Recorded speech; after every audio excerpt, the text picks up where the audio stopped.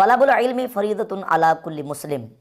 سنن ابن ماجہ میں 224 نمبر حدیث ہے کہ نبی پاک صلی اللہ علیہ وآلہ وسلم نے ارشاد فرمایا، علم حاصل کرنا ہر مسلمان پر فرض ہے۔ اس حدیث کی روشنی میں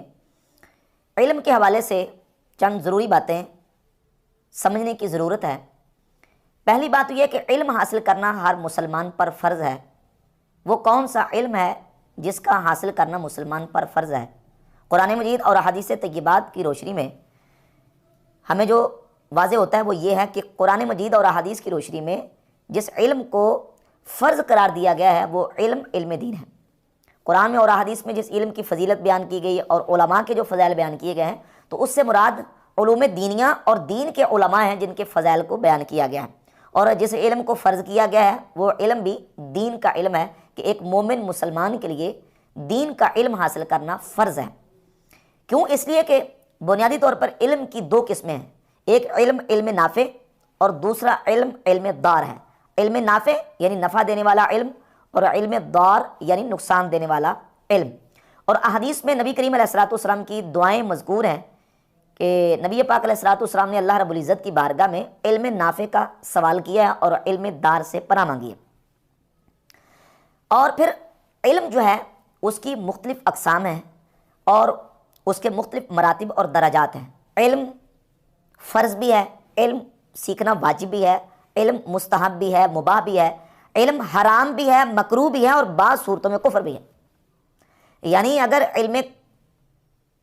کہانت، علم سحر یا اس طرح کے دوسرے غیر شرعی علوم میں ان کی بات کی جائے تو اس پر فقہاء نے تفصیل کے ساتھ لکھا ہے، اور کتب فقہ میں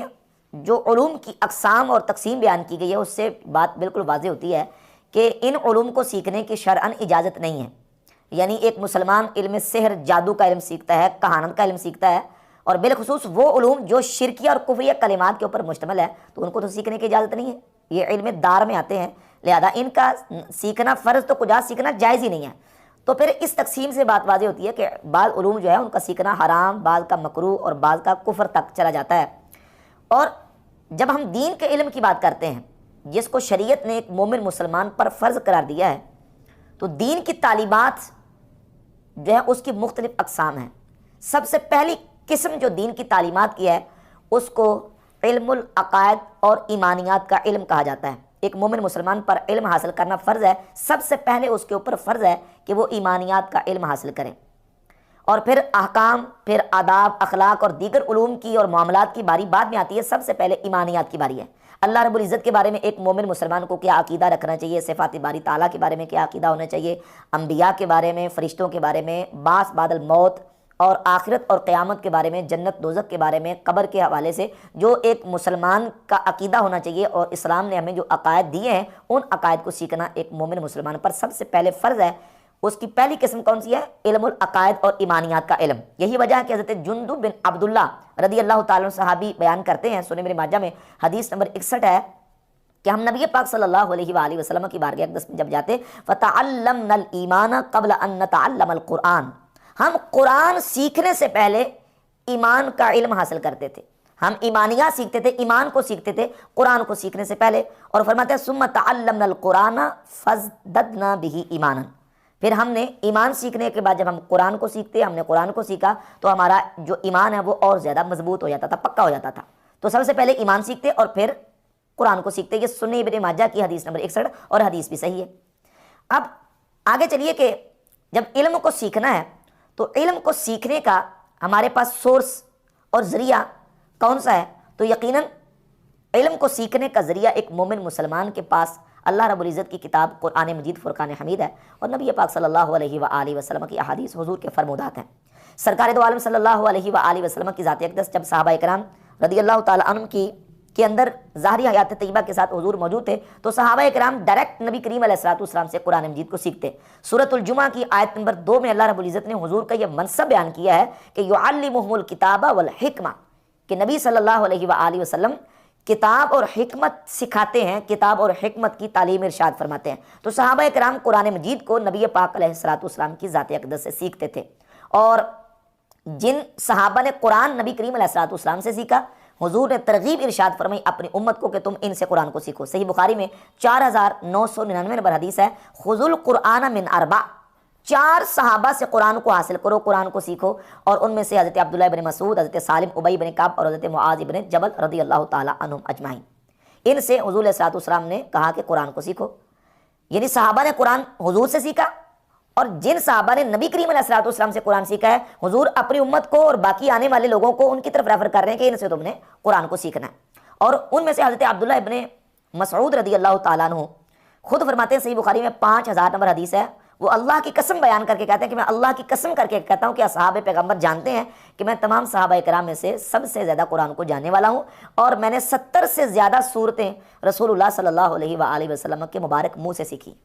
یعنی صحابہ نے قرآن نبی کریم علیہ الصلوۃ والسلام سے سیکھا، اس کے باوجود کہ وہ عربی زبان کو جانتے تھے، وہ عربی کے ماہر تھے، عربی کے فصحاء بلغاء اور بڑے بڑے فصیح و بلیغ تھے، لیکن قرآن جس اسلوب میں بات کرتا ہے، قرآن جس فصاحت و بلاغت میں بات کرتا ہے، اور قرآن کے جو احکامات ہیں، قرآن کا جو صحیح منشا اور مراد ہے، اس کو سمجھانے کے لیے اللہ رب العزت نے نبی کریم علیہ الصلوۃ والسلام کو معلم بنا کے بھیجا، اور حضور علیہ الصلوۃ والسلام نے عرب کے ان فصحاء بلغاء اور عربی جاننے والوں کو قرآن مجید اللہ رب العزت کے جو احکامات ہیں وہ حضور علیہ الصلوۃ والسلام نے سکھائے۔ تو سب سے پہلا سورس مسلمان کے پاس علم کو سیکھنے کا وہ قرآن ہے، اور پھر نبی پاک صلی اللہ علیہ وآلہ وسلم کے فرمودات، حضور کی احادیث طیبات ہیں۔ اب جب ہم نے قرآن اور حدیث کو سیکھنا اور سمجھنا ہے تو اس کے ساتھ یہ بھی ہے کہ ہم نے قرآن کو کس سے سیکھنا ہے۔ اگر کوئی بندہ کہے میں ڈائریکٹ قرآن اور حدیث کو سیکھوں گا تو یہ اس کی بات بالکل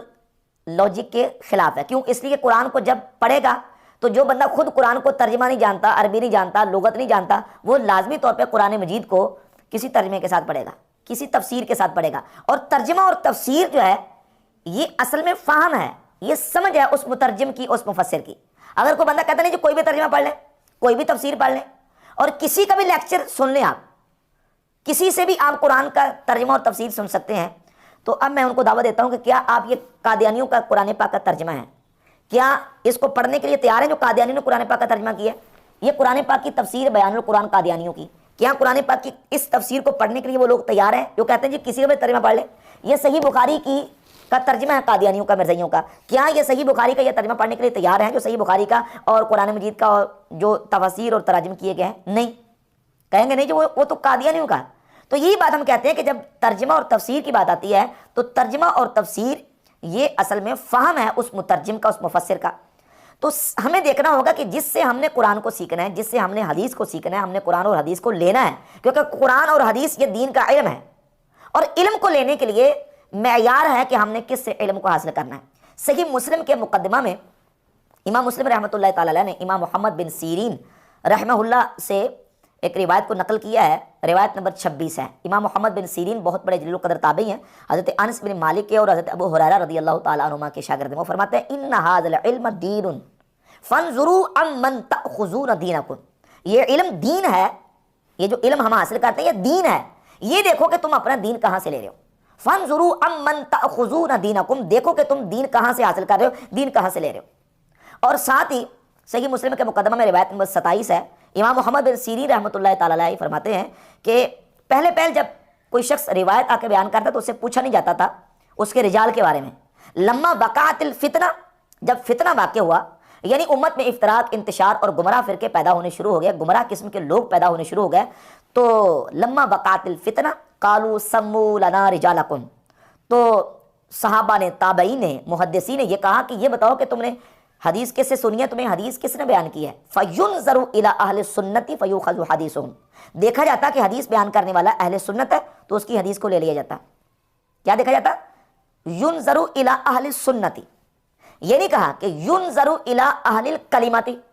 کہ وہ کلمہ پڑھتا ہے تو اس کی حدیث کو لے لیتے، کلمہ پڑھنے والا ہے بس یہ کلمہ پڑھتا ٹھیک ہے حدیث لے لیں، نہیں کہا يُنظَرُ إِلَىٰ أَهْلِ السُّنَّةِ فَيُؤْخَذُ حَدِيثُهُمْ، دیکھا جاتا کہ وہ اہل سنت ہے تو اس کی حدیث کو لیا جاتا۔ اور اگر دیکھا جاتا کہ يُنظَرُ إِلَىٰ أَهْلِ الْبِدْعِ فَلَا يُؤْخَذُ حَدِيثُهُمْ، اور اگر یہ دیکھا جاتا کہ وہ کسی بدعتی عقیدے سے تعلق رکھتا ہے، کوئی گمراہ فرقے سے تعلق رکھنے والا ہے، تو پھر اس کی حدیث کو نہیں لیا جاتا تھا، چھوڑ دیا جاتا تھا۔ اور اسی صحیح مسلم میں امام مسلم رحمۃ اللہ علیہ نے روایت نمبر 32 بیان کی، امام عبداللہ بن مبارک رحمۃ اللہ تعالی علیہ بہت بڑے عظیم المرتبت محدث اور امام ہیں، وہ اعلان لوگوں کے سامنے یہ اعلان کر کے کہا کرتے تھے کہ لوگوں عمر بن ثابت کی احادیث کو چھوڑ دو، دعو حدیث عمر بن ثابت فإنه كان يسب سلف، عمر بن ثابت کی حدیث کو نہ لو، کیوں؟ اس لیے کہ وہ سلف کو گالیاں دیتا تھا، حدیث بیان کر رہا ہے، کہا اس سے حدیث بھی نہیں لینی کیونکہ حدیث علم ہے۔ اب اس سے حدیث کیوں نہیں لینی؟ کیوں؟ اس لیے کہ یہ عمر بن ثابت یہ سلف کو گالیاں دیتا تھا، سلف کو گالیاں دیتا تھا، جو سلف کو گالیاں دے اس سے حدیث نہیں لینی۔ اور جو صحابہ کرام کے بارے میں اپنی زبان نے تان دراز کرے، جو صحابہ کرام رضی اللہ تعالیٰ پہ سب و شتم کرے گا، اور صحابہ کرام رضی اللہ تعالیٰ اور اہل بیت طہار رضی اللہ تعالیٰ کے بارے میں اپنی منفی اور نیگیٹو زبان استعمال کرے گا، اس سے بھی ہم دین نہیں لیں گے۔ اور امام عبداللہ بن مبارک رحمۃ اللہ کا قول امام مسلم رحمۃ اللہ نے اپنی صحیح مسلم کے مقدمہ میں روایت نمبر 32 کے تحت بیان کیا۔ اور اسی طرح صحیح مسلم میں ایک اور حدیث نمبر 16 نبی پاک صلی اللہ علیہ وآلہ وسلم سے لے کے سرکار دو عالم صلی اللہ علیہ وسلم نے فرمایا یکون فی آخر الزمان دجالون کذابون، آخر زمانے میں ایسے دجال دجل کرنے والے، حق و باطل کو آپس میں ملا کے لوگوں کے سامنے پیش کرنے والے جھوٹے لوگ آئیں گے۔ دجال کہتے ہیں جو حق اور باطل کو آپس میں ملا دے، کچھ حق کہے گا کچھ باطل ساتھ ملا کے مکس کر کے لوگوں کے سامنے پیش کرے گا، دجل کرے گا۔ ایسے دجال لوگ آئیں گے کذابون، جھوٹے، جھوٹ بولنے والے، یاتونکم من الاحادیث، وہ تمہارے سامنے تمہارے پاس ایسی احادیث لے کے آئیں گے بما لم تسمعوا انتم ولا آباؤکم، کہ تم نے اور تمہارے آباء و اجداد نے وہ احادیث کبھی سنی تک نہیں ہوں گی، وہ احادیث لے کے آئیں گے۔ تو جب وہ ایسے لوگ آئیں، ایاکم و ایاہم، تم ان سے بچ کے رہو، ان سے دور رہو، ان کو اپنے آپ سے الگ رہو، لا یضلونکم ولا یفتنونکم، کہیں وہ تمہیں گمراہ نہ کر دیں، کہیں وہ تمہیں فتنے میں مبتلا نہ کر دیں۔ اب اس حدیث کے دو مطلب، ایک تو یہ کہ وہ حدیث جو پیش کریں گے وہ حدیث ہی جھوٹی جعلی ہوگی، حدیث ہوگی نہیں، اپنی طرف سے حدیث بنا کے پیش کریں گے۔ لیکن اس کے ساتھ یہ بھی کہہ دیں کہ دجالون کذابون، جھوٹے تو ہوں گے لیکن وہ دجال ہوں گے، دجل کریں گے، حق کو باطل کے ساتھ ملائیں گے۔ اور ایک اس کا مطلب یہ بھی کہ حدیث تو پڑھیں گے لیکن اس حدیث میں خیانت کریں گے، اس حدیث کو بیان کرنے میں دجل سے کام لیں گے اور اس میں مانوی تحریف کا ارتکاب کریں گے۔ تو ایسے دجال قسم کے جھوٹے لوگ جن کا کوئی اعتبار نہیں ہے، حدیث بھی پڑھیں گے تو اس میں جھوٹ بول دیں گے، تو ایسے جھوٹے اور دجال قسم کے لوگوں سے تم نے دین نہیں لینا، ان کی بات سننی نہیں ہے۔ ایاکم ایاہم لا یضلونکم ولا یفتنونکم، نبی پاک علیہ الصلوۃ والسلام نے فرمایا کہ تم نے ان سے بچ کے رہنا، ان سے الگ رہنا، کہیں وہ تمہیں گمراہ نہ کر دیں، کہیں وہ تمہیں فتنے میں مبتلا نہ کر دیں۔ اور اس معنی اور مفہوم کو صحیح مسلم کی ایک دوسری حدیث، آپ صحیح مسلم سے 2449 سے لے کر 2469 تک تقریباً 20 کے قریب 20 سے زیادہ احادیث موجود ہے۔ اس میں یہ واضح ساری خوارج کے بارے میں حدیث ہے کہ نبی پاک صلی اللہ علیہ وسلم نے خوارج کی علامت بیان کی کہ وہ قرآن کو پڑھیں گے، یتلون کتاب اللہ لینا رتبا، وہ قرآن کو پڑھیں گے، کتاب کو پڑھیں گے، زبانیں موڑ موڑ کے پڑھیں گے، پڑھیں گے قرآن لیکن زبانیں موڑ موڑ کے پڑھیں گے۔ مطلب کیا ہے اس کا؟ امام نووی رحمۃ اللہ شارح صحیح مسلم نے اس کا مطلب یہ بیان کیا ہے کہ وہ کیا کریں گے، قرآن کو پڑھیں گے زبانیں موڑ کے، کہ وہ قرآن کے اندر مانوی تحریف کریں گے، پڑھیں گے قرآن لیکن قرآن میں مانوی تحریف کا ارتکاب کریں گے۔ اور خوارج کی جو علامات اور نشانیاں نبی پاک صلی اللہ علیہ وسلم نے بیان کی ہیں، صحیح بخاری میں 6930، 31، 32 اور صحیح مسلم میں 2449 سے لے کر 70 اور آگے تک، یہ 20 سے زیادہ احادیث بنتی ہیں۔ سنن ابی داؤد میں احادیث ہے، حدیث کی تقریباً ہر کتاب میں خوارج کے بارے میں جو احادیث بیان کی گئی ہیں اس میں ان کی علامت اور نشانی یہ بیان کی گئی ہے کہ یقرؤون القرآن لا یجاوز حناجرہم، کہ خوارج قرآن پڑھیں گے لیکن قرآن ان کی حلق سے نیچے نہیں جائے گا، وہ کو گرنتھ، بیت یا تورات اور زبور کی بات نہیں کریں گے، قرآن پڑھیں گے، یقرؤون القرآن، وہ قرآن پڑھیں گے لیکن قرآن ان کے حلق سے نیچے نہیں جائے گا۔ لیست قراءتکم الی قراءۃ شیء، تمہارا قرآن پڑھنا صحابہ ان کے مقابلے میں کچھ بھی نہ ہوگا، وہ اتنا زیادہ قرآن پڑھیں گے۔ یقولون من قول خیر البریہ، وہ احادیث بھی پڑھیں گے، قرآن پڑھیں گے، حدیث پڑھیں گے، لیکن وہ دین سے ایسے نکلے ہوئے ہوں گے جیسے تیر شکار کو لگ کے پار نکل جاتا ہے۔ یہ خوارج کی علامات صحیح بخاری میں، صحیح مسلم میں اور سنن ابی داؤد اور دیگر کتب احادیث میں پوری تفصیل اور ڈیٹیل کے ساتھ احادیث موجود ہیں۔ نبی پاک صلی اللہ علیہ وآلہ وسلم نے ان کی علامات اور نشانیاں بیان کی۔ آپ اسلامی ہسٹری اور تاریخ میں جتنے گمراہ فرقے ان کی تاریخ کو اٹھا کر دیکھ لیں، ان کے عقائد و نظریات اور ان کے قرآن سے استدلالات کو اٹھا کر دیکھ لیں، وہ ڈائریکٹ قرآن ہی سے استدلال کرنے کے دعوے دار ہیں لیکن ان کا استدلال باطل ہے۔ وہ دعویٰ یہی کرتے ہیں کہ ہم قرآن پڑھتے ہیں، ہم قرآن کی بات کرتے ہیں، قرآن کی دعوت دیتے ہیں۔ آج جتنے اس طرح کے لوگ ہیں جو کہتے ہیں ہم لوگوں کو قرآن سکھا رہے ہیں، قرآن پڑھا رہے ہیں، اور ہم تو کہتے ہیں کہ قرآن کو خود پڑھیں، خود سیکھیں، خود عمل کریں، یہ دعوت دینے والے وہ اپنے کہے پر بھی قائم نہیں رہتے۔ بھئی اگر خود قرآن پڑھ کے خود ہی سمجھنا، خود سیکھنا ہے، خود عمل کرنا ہے تو پھر تمہیں کیا ضرورت پڑی؟ تم خود لوگوں کو درس دیتے ہو، درس قرآن کے پروگرام تم خود کرتے ہو، کیوں کرتے ہو؟ درس قرآن کے پروگرام کرتے ہو، درس قرآن کے جو نا وہ آپ سیمینار کرواتے ہو، درس قرآن کے آپ کورسز کرواتے ہو، کیوں کرواتے ہو؟ جب ایک بندہ خود عام سادہ آدمی جو ہے ایک سادہ لو مسلمان خود قرآن پڑھ کے سمجھ بھی سکتا ہے اور اس پر عمل بھی کر سکتا ہے تو تمہیں کیا ضرورت پڑی ہے قرآن کا درس دینے کی؟ تو اصل مقصد یہ ہے کہ یہ لوگوں کو اہل سنت و جماعت کے عقیدے سے ہٹا کر اپنے پیچھے لگانے کی کوشش کرتے ہیں، اور جتنے گمراہ فرقے ہیں ان کی تاریخ کو اٹھائیں وہ ایسے ہی کرتے ہیں کہ وہ لوگوں کو قرآن ہی کا دعویٰ کر کے غلط استدلال کر کے گمراہ کرنے کی کوشش کرتے ہیں۔ صحیح مسلم میں حدیث نمبر 93 امام مسلم رحمۃ اللہ لے کے ہے، سیدنا عبداللہ ابن عمر رضی اللہ تعالیٰ کے سامنے یحییٰ بن یعمر تابعی ہیں، وہ مسجد نبی شریف حضرت عبداللہ بن عمر جا رہے تھے، ایک رستے میں اپنے ساتھی کے ساتھ مل کے ان کے سامنے آئے، اور حضرت عبداللہ بن عمر سے یحییٰ بن یعمر نے آ کے کہا کہ حضور ہمارے علاقے میں کچھ لوگ ہیں یقرؤون القرآن ویتکفرون العلم، وہ قرآن پڑھتے ہیں اور علم حاصل کرتے ہیں، یعنی یوں سمجھ لیں کہ وہ اپنے آپ کو علمی کتابی کہتے ہیں۔ یقرؤون القرآن ویتکفرون العلم، وہ قرآن پڑھتے ہیں اور علم حاصل کرتے ہیں، علم طلب کرتے ہیں، اور پھر ان کے حالات کو بیان کیا کہ گویا کہ وہ اپنے آپ کو علمی کتابی کہتے ہیں، وَأَنَّهُمْ يَزْعُمُونَ أَن لَا قَدَرَ وَأَنَّ الْأَمْرَ أَنْفٌ، اور وہ اس بات کا انکار کرتے ہیں کہ تقدیر کوئی شے نہیں، وہ تقدیر کے منکر ہیں، قرآن پڑھتے ہیں اور علم طلب کرتے ہیں، علمی کتابی کہلاتے ہیں اپنے آپ کو، لیکن وہ قرآن پڑھنے کے باوجود تقدیر کا انکار کرتے ہیں، تقدیر کے منکر ہیں۔ اور ان کے حالات کو جو یحییٰ بن یعمر ہیں انہوں نے بیان کیا سیدنا عبداللہ ابن عمر رضی اللہ تعالیٰ عنہ کے سامنے، تو سیدنا عبداللہ ابن عمر رضی اللہ تعالیٰ عنہ نے فرمایا کہ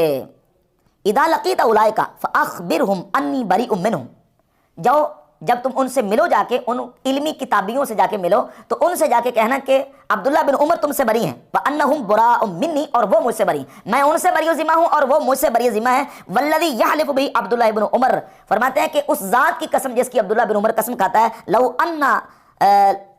لأحدهم مثل احد ذهبا فانفقه ما قبل اللہ منه حتى يؤمن بالقدر، فرمایا کہ اس ذات کی قسم جس کی عبداللہ بن عمر قسم کھاتا ہے، اگر ان کے پاس احد پہاڑ کی مثل سونا بھی ہو اور وہ اللہ کی راہ میں خیرات کر دیں، جب تک وہ تقدیر پر ایمان نہ لائیں اللہ ان کی یہ خیرات اور صدقے کو قبول نہیں کرے گا۔ وہ علمی کتابی جو قرآن پڑھ کے علم کا دعوے دار ہونے کے باوجود غلط عقیدہ جو نا وہ بنا کے بیٹھ گئے ہیں، ان کے کسی عمل کو اللہ رب العزت اپنی بارگاہ میں قبول نہیں کرے گا۔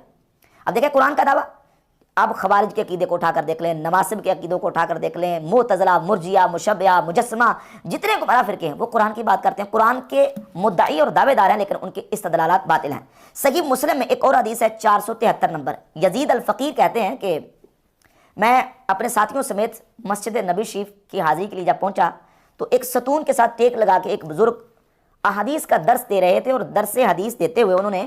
ایک حدیث پڑھی جس کا مضمون اور مفہوم یہ تھا کہ لوگ جب جہنم میں چلے جائیں گے تو پھر اللہ تبارک و تعالیٰ جل شانہ ان کو جہنم سے نکالے گا۔ یزید الفقیر کہتے ہیں کہ میں اس بزرگ کے آگے ہوا، وہ بزرگ کوئی عام شخصیت نہیں، وہ حضرت سیدنا جابر بن عبداللہ انصاری صحابی رسول ہیں رضی اللہ تعالیٰ، اور میں نے ان کے سامنے جا کے کہا کہ یا صاحبہ رسول اللہ صلی اللہ علیہ وسلم ما ھذا الذی تحدثون، اے رسول اللہ کے صحابی اب کیا بیان کر رہے ہیں کہ لوگوں کو جہنم میں داخل کرنے کے بعد نکالا جائے گا، اب کیا بیان کر رہے ہیں؟ قرآن کیا کہتا ہے؟ قرآن تو کہتا ہے انک من تدخل النار فقد اخزیتہ، سورہ آل عمران آیت نمبر 192 کہ یا اللہ جس کو تو نے جہنم میں داخل کر دیا تو نے اس کو رسوا کر دیا۔ اور سورۃ السجدہ کی آیت نمبر 20 ہے کلما ارادوا ان یخرجوا منها اعیدوا فیها، جب بھی جہنمی جہنم سے نکلنے کا ارادہ کریں گے اعیدوا فیها تو ان کو واپس اس میں لوٹا دیا جائے گا۔ قرآن تو یہ کہہ رہا ہے، اور آپ کہہ رہے ہیں جہنمیوں کو جہنم سے نکالا جائے گا۔ یہ یزید الفقیر کہتے ہیں میں اس وقت خارجی تھا، میرے عقائد جو ہے وہ خارجیوں والے عقائد تھے۔ جب میں نے ان کے سامنے، اب دیکھو خارجی تھا قرآن سے استدلال کر رہا ہے، قرآن کی آیتیں، دو آیتیں پڑھی، صحابی نے ایک حدیث پڑھی ہے اور اس خارجی نے قرآن کی دو آیتیں پڑھی، کہا قرآن تو یہ کہہ رہا ہے کہ جہنمیوں کو جب جہنم میں ڈال دیا جائے گا ان کو نکالا نہیں جائے گا، جب وہ نکلنے کا ارادہ کریں گے ان کو واپس لوٹا دیا جائے گا۔ تو سیدنا جابر بن عبداللہ انصاری رضی اللہ تعالیٰ عنہ نے اس یزید الفقیر کو جواب دیا، کہا تم نے قرآن نہیں پڑھا؟ قرآن نے نبی کریم علیہ الصلوۃ والسلام کا منصب بیان کیا، نبی کریم صلی اللہ علیہ وسلم کا منصب اللہ رب العزت قرآن میں یہ بیان کرتا ہے کہ عسیٰ ان یبعثک ربک مقاما محمودا۔ تو سیدنا جابر رضی اللہ تعالیٰ نے فرمایا تمہیں نہیں پتہ یہ مقام محمود کیا ہے؟ یہ مقام محمود وہ مقام ہے کہ اللہ تبارک و تعالیٰ نبی کریم علیہ الصلوۃ والسلام کو شفاعت کا مقام عطا فرمائے گا، اور حضور گناہگاروں کی شفاعت فرمائیں گے اور ان کو جہنم سے نکالیں گے۔ اب یزید الفقیر کہتے ہیں کہ میں نے سیدنا جابر رضی اللہ تعالیٰ عنہ سے جب قرآن سیکھا سمجھا تو میرے جتنے ساتھی تھے سوائے کوئی ان میں سے ما خرج منا غیر الرجل واحد، کوئی ایک بندہ تھا جو باقی بچا، باقی سارے توبہ کر کے، تو سیدنا جابر رضی اللہ عنہ کے ہاتھ پہ توبہ کر کے صحیح العقیدہ مسلمان بن کے، اور پھر یہ یزید الفقیر جو ہے وہ تابعیت کے مرتبے تک فائز ہوئے۔ تو آپ دیکھو جب حدیث خود سمجھنے کی کوشش کی ہے تو حدیث سمجھ نہیں آئی، قرآن سمجھ نہیں آیا، اور جب صحابی رسول نے قرآن